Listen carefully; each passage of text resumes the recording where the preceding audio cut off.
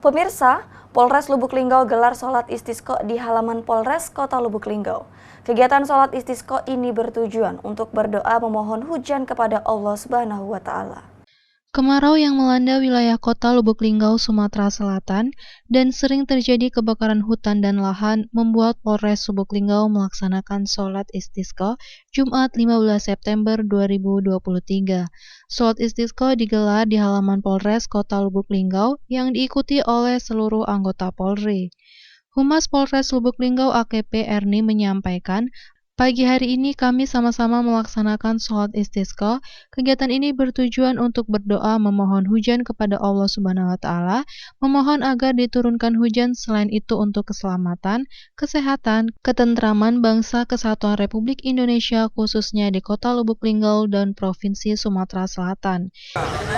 Laksanakan sholat istisqa bersama Forkopimda Kota Lubuk Linggau. Ini bertujuan untuk memohon rahmat dari Allah Subhanahu wa Ta'ala, memohon agar diturunkan hujan karena di beberapa daerah sudah kekeringan sudah melanda sampai